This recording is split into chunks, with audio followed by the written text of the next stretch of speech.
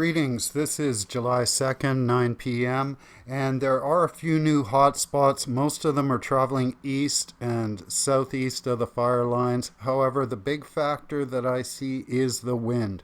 We're looking at a screen image from Windy. The link is in the description below. Multiple directions and increasing in velocity overnight and gusts up to 30-40 kilometers an hour. We'll hop around to a few different areas in this video, looking at the infrared and then kind of comparing that with where the wind may be coming from. Here we're looking at the fire at Sparks Lake, and east of the fire perimeter there are hotspots showing up in the Chris Creek area. We'll jump to the street view. There we see hotspots east of Vedette and east of Chris Creek, close to the Bonaparte Provincial Park. When I see hotspot movement like that, I go to Windy, I check out the wind conditions, and here we see in the forecast that gusts are increasing steadily.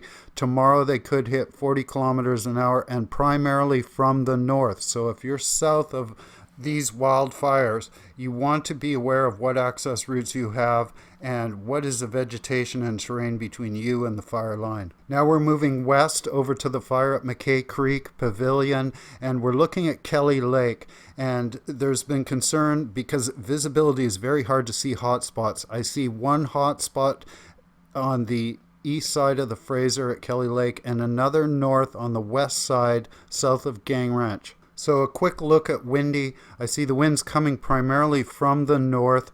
There are increasing gusts. Tomorrow we could see 40 kilometers an hour. But then again, the next day on Sunday, there could be wind shifts coming more directly from the west. Winds coming from the north could blow fire back on itself and be helpful and favorable to the people in Clinton and Kelly Lake. However, if there is a shift and it starts coming from the west, you want to be aware of that. Now we're going to hop over to the Interlakes area. There looks to be some increased activity around Eagle Creek north of Canham Lake. Not a lot of new hotspots in the Interlakes area. However, there has been some eastward movement on the fire southwest of Decca Lake. We're zooming into the area north of Eagle Creek.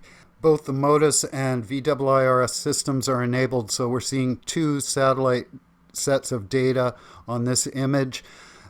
They are not always accurate, so the fire position may not be where it's indicated with the hotspots, but it gives a general idea. You'll want to go to the BC Wildfire Service link. It's in the description below to get the most up-to-date information. We can take a look at Windy. There have been gusts all day today. There's going to be gusts during the midday. I call it the 3 o'clock breeze. We get a bit of a reprieve in the evenings as well. There could be moisture. Check out the lightning monitor in the link below just to see if there's any sort of electrical activity in your area. But again, my main concern is being south and east of those fire lines with increased wind activity. We're hopping over to the east of Vernon and Kelowna, over in the Monashees near the 201. This is south of Cherryville. I'm noticing some infrared popping up there. So if we zoom out and look at Windy, you can see variable wind directions. In the south, it's primarily coming from the south. Then it shifts and starts coming from the west. And as we move into the Caribou, it starts coming from the north. What they all have in common is increased wind speed. Now we're moving over on the infrared to look at the Nelson, Castlegar area. There's a hotspot just to the west of Castlegar, and then there's another one to the southeast of Nelson. It appears west of the south end of Kootenay Lake.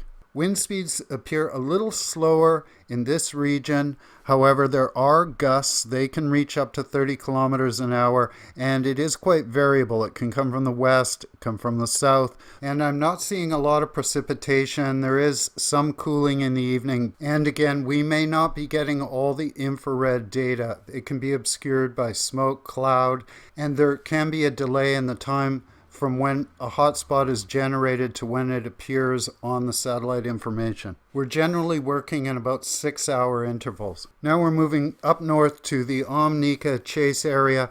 There are a few hotspots. that have popped up, do check out the firm's fire information resource management system that we're looking at here, and you'll be able to zoom into the different areas and adjust the time frame so you can see if there's a progression of hotspots over 24 hours or 48 hours. We've moved over to the area south of Highway 16. We're looking east of Chesletta, south of Fraser Lake, and there are some infrared hotspots showing up there. Again, this system works great if you want to zoom into a specific area and get more detailed information, so do check out the links below. So the main message of this video is variable wind direction, increased wind speed. It depends on where you are. Wind will be very localized and it'll change from one region to the next. So I'm just going to hop over to the Interlakes area again, looking at southwest of Decca Lake and southwest of Canham Lake. Just a heads up, if you're south of that at Sheridan or southeast of that at Bridge, just to be aware of the situation in your area. Check out BC Wildfire if there's any evacuation notices or alerts that are coming through. There's a lot of moisture in the area right now. The vegetation is diverse. So just watch the wind and be aware of what's between you and the fire lines. Thank you very much for watching. Check out the links below. Check up on your neighbors and your friends if they're in the area, and keep your nose to the breeze.